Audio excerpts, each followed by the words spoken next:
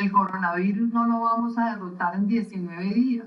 Después del 14 de abril vamos a seguir con el problema del virus. Luego vamos a seguir adoptando medidas cada vez más contundentes. Pero la contundencia de esas medidas dependerá también del comportamiento de los colombianos durante estos días de aislamiento. Cumplamos esta cuarentena nacional. La importancia de que estemos en nuestras casas. Quedémonos en casa.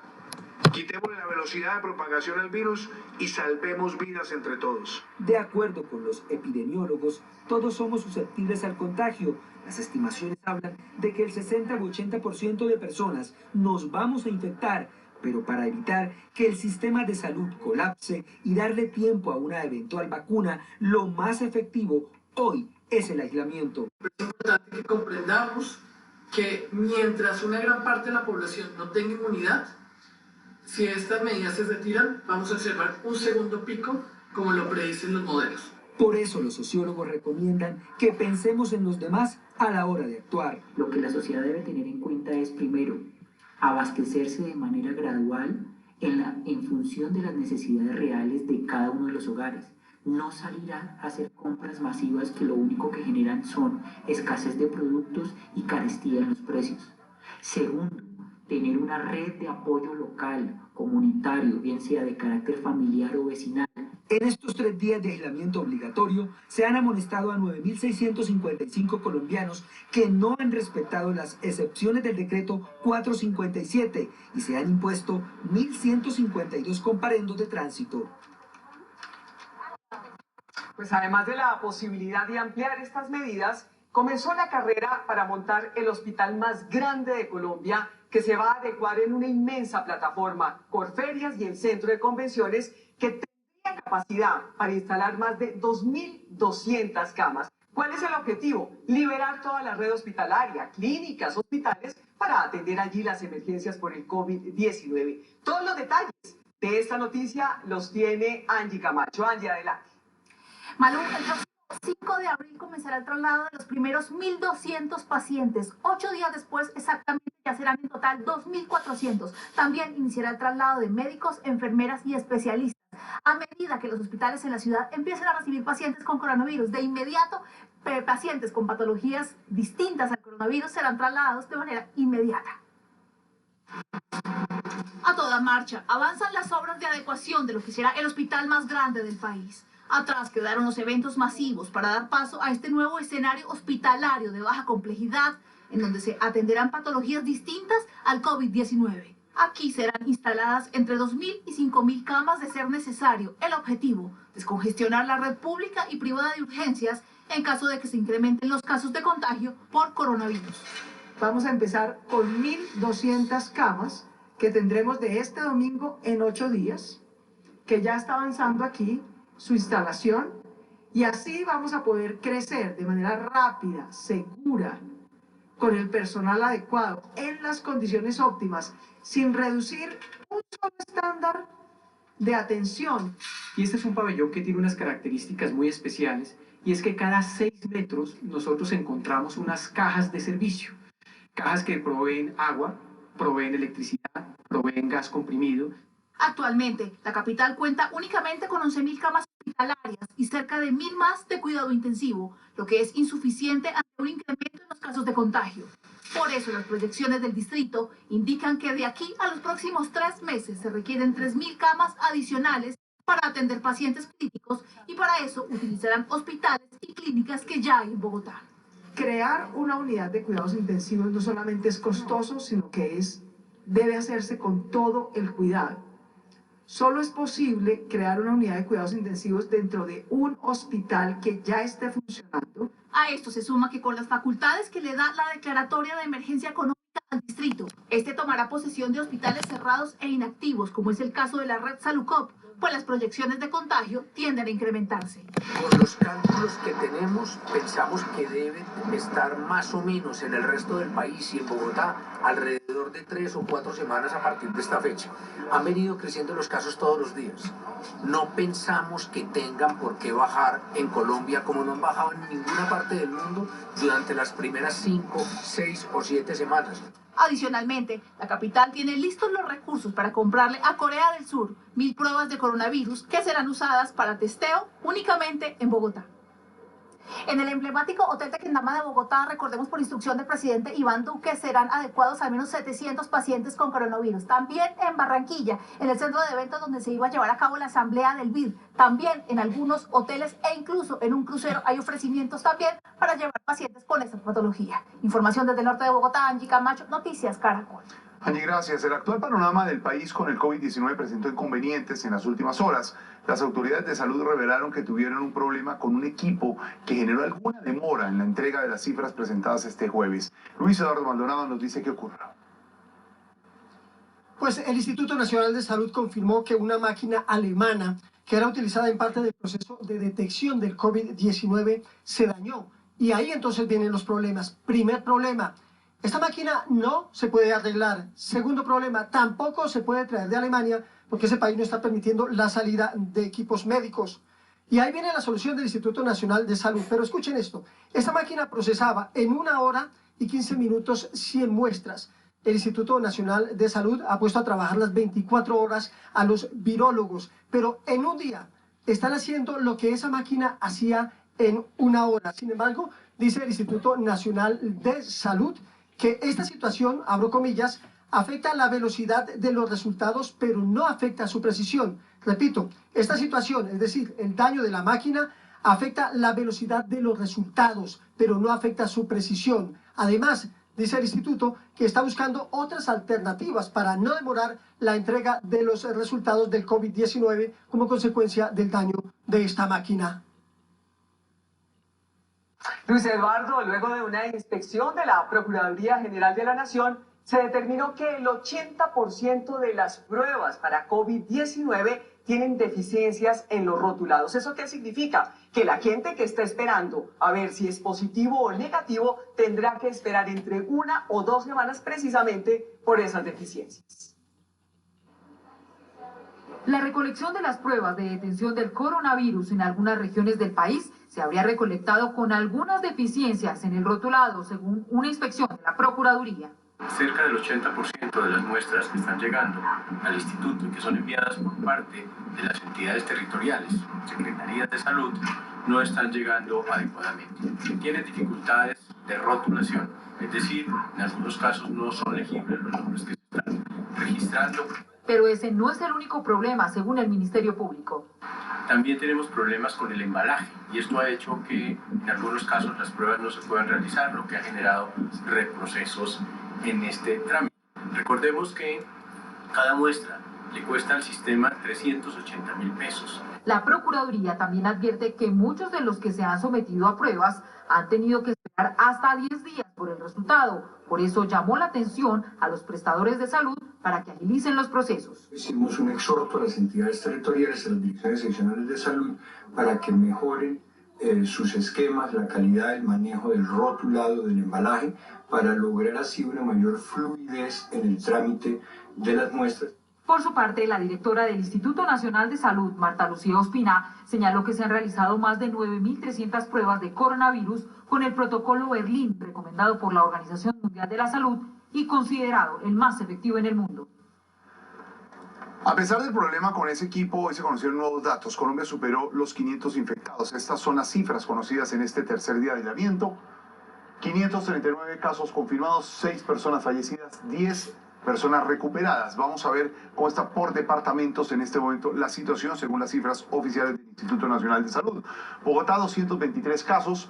Valle del Cauca, 73 casos, Antioquia 60, Bolívar 26, Cundinamarca 22, Risaralda 19, Atlántico 16, Norte de Santander 15 casos, Quindío 15, Huila 14 casos, Caldas 12, Cauca 9, Tolima 9, Meta 8, Magdalena 7 casos, Santander 4, Cesar 2, Boyacá 2 y con un caso Casanare, Nariño, San Andrés y Providencia. Vamos a ver en nuestro sede especial por género cómo está la situación en este momento según estas cifras oficiales.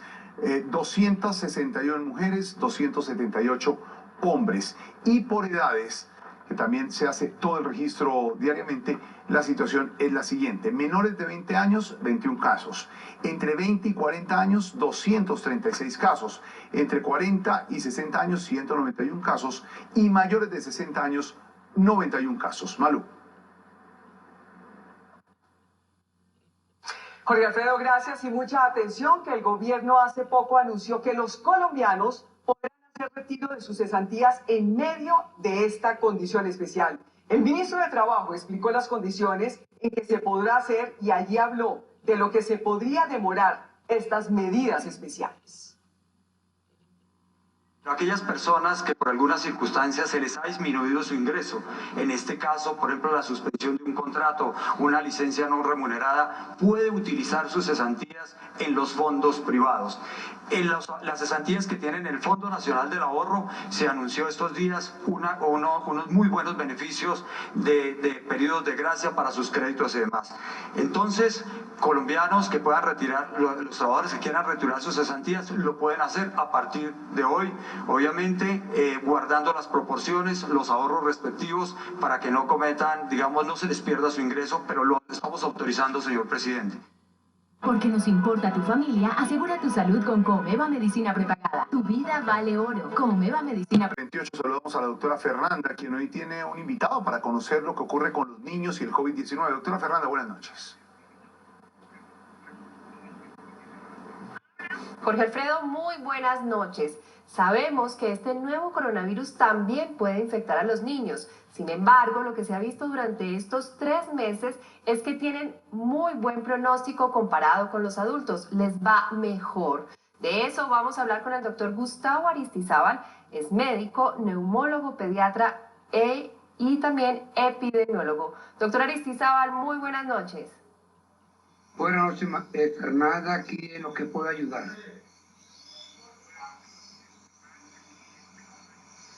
Doctor Aristizábal, ¿cómo ha sido ese comportamiento del COVID-19 en los niños? ¿Qué tan frecuentes son los casos graves? ¿Cómo es la recuperación? Bueno, las estadísticas que hasta ahora se han reportado muestran que el 90% de los niños que se llegan a infectar evolucionan en forma muy leve. Solamente muy pocos casos han reportado que requieren cuidado intensivo. Solamente hay un caso reportado de muerto hace unos 3 días en Estados Unidos en un menor de 18 años. En Colombia ha habido 7 casos menores de 18 años, de los cuales 3 son menores de 10 años, incluyendo una niña que es el caso de la gemela de Popayán, que realmente tuvo un coronavirus, pero ya salió de la unidad de cuidado intensivo. Su hermanita que falleció murió por otras causas y no tenía coronavirus. Los demás niños, todos los 6 niños adicionales, han estado en manejo ambulatorio sin ningún problema.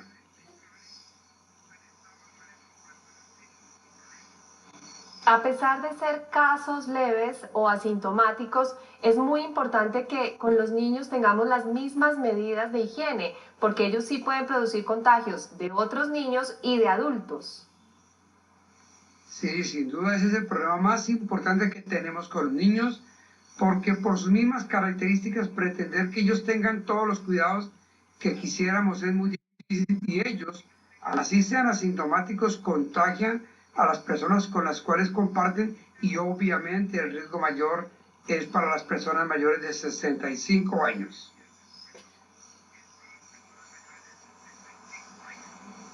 Doctor Aristizábal, rápidamente, por ejemplo, temas como el uso de tapabocas en los más pequeños por el tamaño, por la incomodidad, ¿cuál es la recomendación?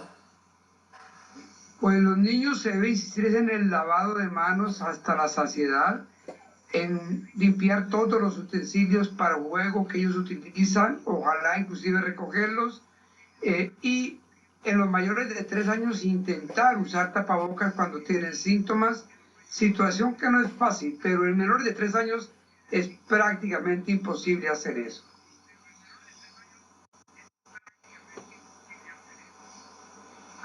Doctora Aristizábal, estamos en pico respiratorio y hay muchos virus circulando y hay algunos que sí pueden afectar a los niños. Sin embargo, las recomendaciones para los papás atentos siguen siendo las mismas. Síntomas leves se manejan en casa y señales de alarma hay que consultar.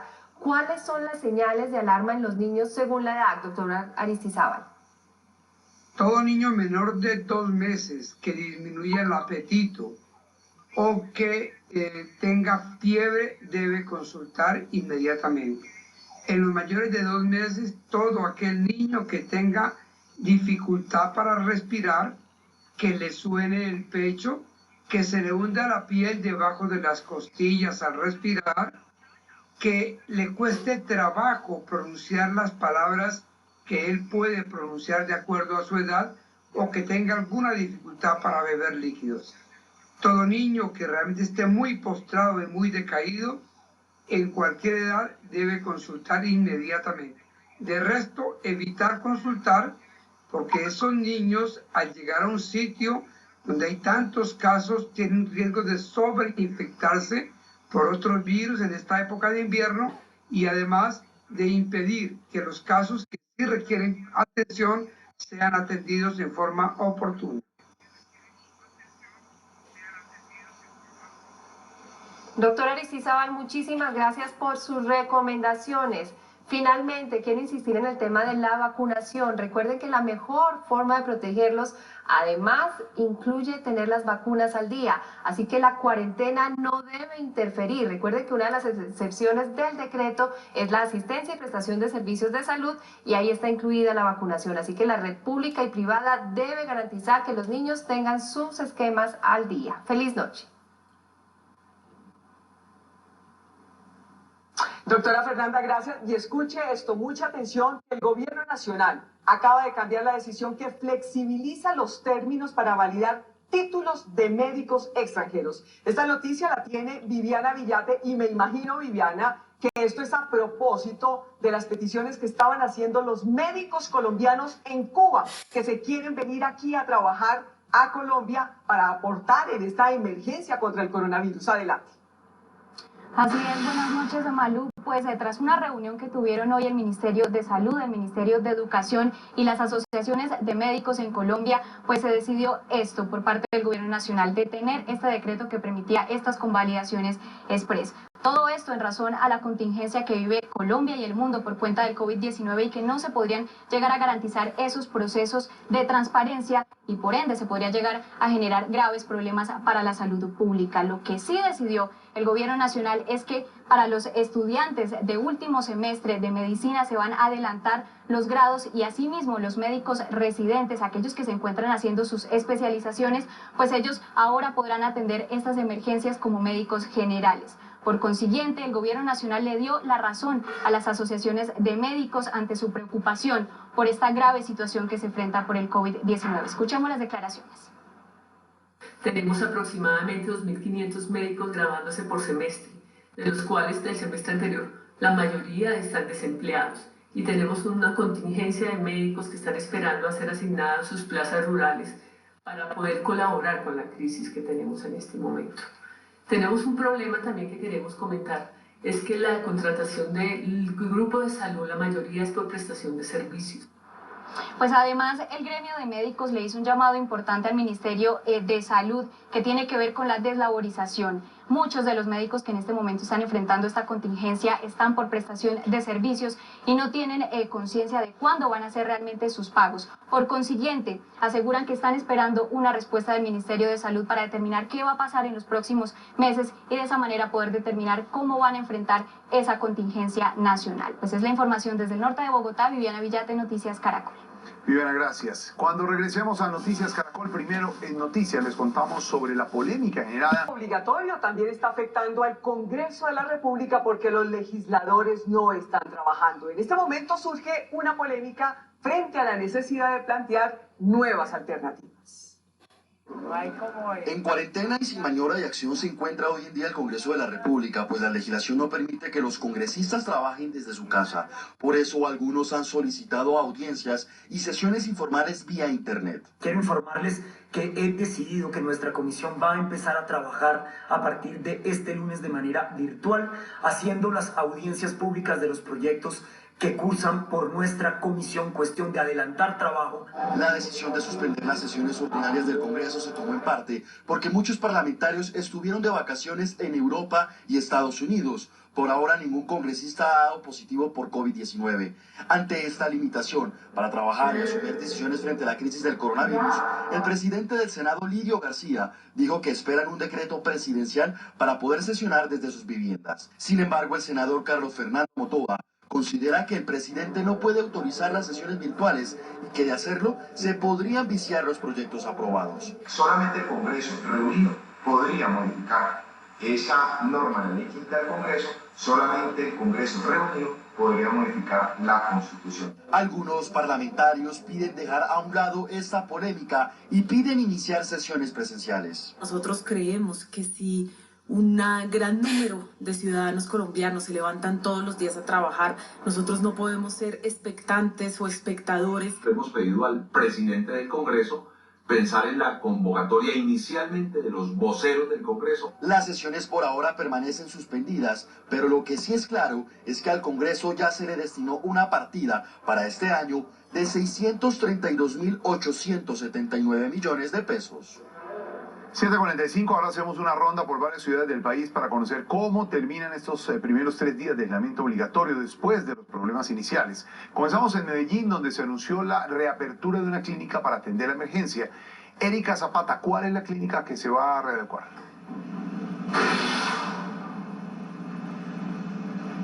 El alcalde de Medellín, Daniel Quintero, acaba de anunciar que esta clínica, la clínica Saluco del 80, será destinada para atender pacientes con COVID-19. Esta es una estructura con una capacidad de 150 camas de cuidados intensivos y tiene 6 pisos. Hay que tener en cuenta que en el departamento de Antioquia van 60 casos de contagio por COVID-19. Este hospital había sido abandonado hace más de 2 años.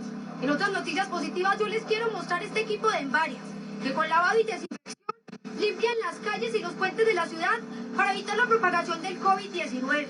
Ellos han impactado los 10 municipios del Valle de Aburrá, pero la idea es que esta iniciativa se replique en todo Colombia. Ellos trabajan de día y de noche con 4 tanques y máquinas hidrolavadoras.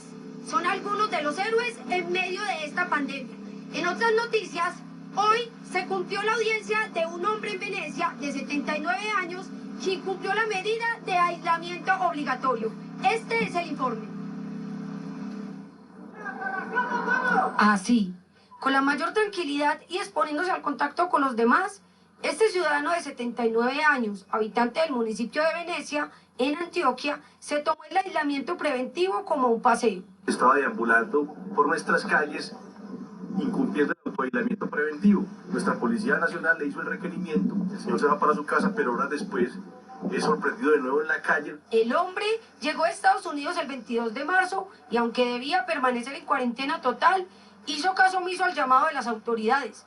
No fue 1 ni 2, sino 3 las veces que lo alertó la policía para que se quedara en casa. Las autoridades de Migración Colombia le indicaron las recomendaciones de permanecer en aislamiento preventivo, a partir precisamente de su llegada al territorio nacional procedente de un país extranjero. En la 4ª vez que fue sorprendido en el parque principal y después de haber pagado un comparendo, fue judicializado. No aceptó los cargos, pero se le impuso medida de detención domiciliaria. A partir del incumplimiento al artículo 368 del Código Penal, la Policía Nacional judicializa a esta persona por la violación de las normas sanitarias a que estaba conminado esta persona. Este no será el único caso judicializado por incumplimiento a la cuarentena. En el oriente antioqueño hay otra persona en proceso y en todo Colombia otros 2 casos, uno deportado y otro con prisión domiciliaria. En el país se han impuesto más de 8.000 comparendos por infringir la medida, 208 por restricción a la movilidad, 107 por consumo de bebidas alcohólicas y 56 por aglomeración de personas.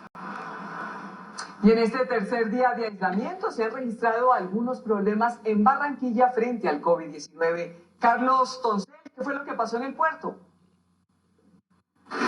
Malú, buenas noches. Mire, por cuenta del coronavirus había suspendido los trabajos de dragado en el canal de acceso al puerto de Barranquilla. La razón, la tripulación de la embarcación, que es de bandera china, se rehusaba a permitir el acceso de los pilotos prácticos por temor al contagio. Luego de una reunión con las autoridades locales, lograron demostrar que tenían todas las medidas y protocolos de seguridad del caso y así se reanudó hoy sobre la 1 de la tarde todo el trabajo en este canal de acceso. El puerto está normal, tiene un calado de 9 metros y ha permitido que haya un ejercicio tanto de entrada como de zarpe de embarcaciones con total normalidad y manteniendo los promedios que usualmente se manejan. Desde Barranquilla, Carlos Toncel, San Juan, Noticias Caracol. Señor, gracias. Ahora vamos al Valle del Cauca porque allí termina la semana con una iniciativa en Buga para medir la temperatura con drones. Rosy Lemos, ¿en qué consiste esa iniciativa y cómo fue el final de esos 3 primeros días de aislamiento allá?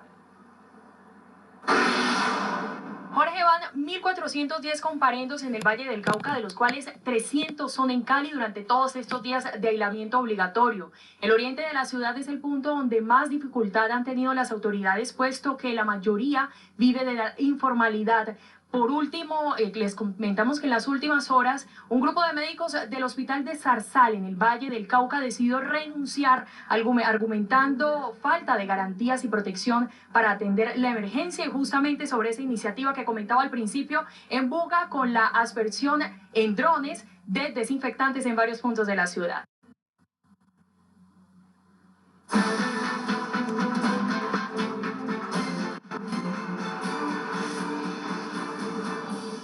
Buenas noches. El recorrido del COVID-19 en el mundo empieza en Estados Unidos, donde la cifra de contagios subió dramáticamente, al pasar de 82.000 a más de 100.000 en menos de 24 horas. El presidente chino pidió colaboración internacional en la lucha contra la pandemia y lo hizo precisamente en una conversación telefónica con el presidente estadounidense Donald Trump. Para el presidente de China, Xi Jinping, solo una respuesta colectiva de la comunidad nacional puede ganar esta batalla contra el nuevo coronavirus. Así lo aseguró durante la conversación telefónica que recientemente sostuvo con su homólogo estadounidense Donald Trump. Ha compartido sus experiencias en prevención, contención y tratamiento del COVID-19 sin reservas y brindando todo el apoyo y asistencia posible a los países que lo necesitan. Continuaremos haciendo lo mismo y trabajaremos con la comunidad internacional para superar el virus. Y es que con más de 100.000 casos, Estados Unidos es de lejos el país con más contagios en el mundo. Apenas ayer sobrepasaba los 81.000 de China. La peor parte de la crisis se concentra en Nueva York, en donde los más de 44.000 casos registrados desbordan su capacidad hospitalaria. En las últimas horas, amparado en la ley de producción de defensa, Trump exigió a General Motors producir ventiladores médicos. Teníamos un acuerdo para 40.000 ventiladores y de repente los 40.000 se redujeron a 6.000. Luego hablaron de un precio más alto de lo discutido y no me gustó. Así que lo activamos con respecto a General Motors. Con suerte ni siquiera necesitaremos la activación completa. Los cubriremos, pero necesitamos los ventiladores. He sido honesto, sé lo que pasa. Abril será más duro que marzo. Mayo podría ser incluso más duro que abril. Y si no es así, seré el primero en decirlo. Para proteger la economía estadounidense, el presidente Trump también firmó y convirtió en ley un histórico paquete de estímulo de $2.2 billones que ayudará a familias residentes no indocumentadas, empresas y hospitales. En las costas de Panamá, a bordo de un crucero, murieron 4 personas de edad avanzada, a quienes no pudieron desembarcar para recibir atención. El Sandam partió de Buenos Aires el 7 de marzo con 1.800 habitantes con destino a Fort Lauderdale, en Estados Unidos. Pero como al menos 130 personas presentan síntomas de gripe y ya se confirmaron 2 casos de COVID-19 a bordo, fue rechazado por varios puertos y tuvo que cambiar su rumbo. El barco está siendo asistido en alta mar por otro buque, el Rotterdam, a donde se transferirán a los pasajeros saludables. Italia y España batieron récord de muertos por COVID-19 en un día.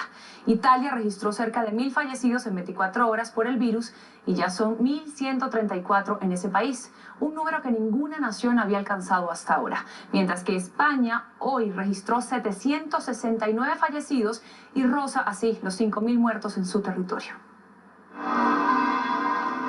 Mientras el Papa Francisco impartió la bendición Urbi et Orbi y rezó en solitario ante la inmensa plaza vacía de San Pedro, se conocieron las dramáticas cifras que registró Italia por la pandemia del coronavirus. total de fallecimientos en ese país suma más de 9.000, con un aumento de 969 en las últimas horas. Sin embargo, como un pequeño alivio, los contagios en cambio se están desacelerando con un aumento del 7.4%, el más bajo desde que desató la pandemia hace un mes. Aún así, las autoridades sanitarias advirtieron que el pico de la epidemia aún no se ha alcanzado y podría ocurrir en los próximos días. Hay personas que probablemente tienen el virus, no lo saben, lo superaron, por lo que la cantidad de personas infectadas es definitivamente mayor de lo que se dice. Si bien Italia lidera la lista de decesos por COVID-19, España le sigue con más de 4.000 muertos. Y también registró un nuevo récord en un día. 769 personas murieron en 24 horas. Sin embargo, hay un parte alentador. A día de hoy tenemos 9.357 pacientes a los que se les ha dado de alta, que es casi el doble de los fallecidos, que son 4.858. Y el gobierno de Sánchez sigue multiplicando las medidas en el frente económico. Prohibió a los empresarios a despedir a los trabajadores a causa de la pandemia. Y el primer ministro británico Boris Johnson dio positivo para COVID-19. Así lo anunció en un video publicado en sus redes sociales. En Reino Unido ya hay 761 muertos y más de 14.000 infectados. Uno de ellos es el mandatario, quien ha sido muy criticado por adoptar medidas, para muchos tardías, para frenar el contagio. Johnson tiene síntomas leves. Además, se confirmó el contagio de su ministro de Sanidad, Mark Hancock, que se suma al del príncipe Carlos, el primer heredero al trono británico que dio positivo esta semana. Así confirmó Boris Johnson su contagio. He desarrollado síntomas leves del coronavirus como fiebre y una tos persistente, y siguiendo las recomendaciones de nuestro equipo médico me han hecho una prueba que resultó positiva, así que estoy trabajando desde casa. Y comienzan a conocerse detalles de la acusación formal que hizo el Departamento de Justicia de los Estados Unidos contra el régimen de Nicolás Maduro. Por ejemplo, esa relación perversa que había entre el Cartel de los Soles y las FARC. Por otro lado, como algunos integrantes chavistas del círculo cercano de Maduro traficaban con cocaína. Todos estos detalles están contenidos en un folio de 28 páginas. Reuniones clandestinas, jets, drogas, armas, bodegas en terminales aéreas, rutas seguras y puentes aéreos para el tráfico de drogas. Al mejor estilo de películas de narcotráfico, el Departamento de Justicia describe la extravagante empresa criminal entre Nicolás Maduro, el Cartel de los Soles y las FARC. En el año 2006, según la acusación, Diosdado Cabello y Hugo El Pollo Carvajal habrían enviado... Muy buenas noches. En Noticias, en un 2x3, el presidente de la Comisión, un llamado enérgico a los grupos armados ilegales en el país.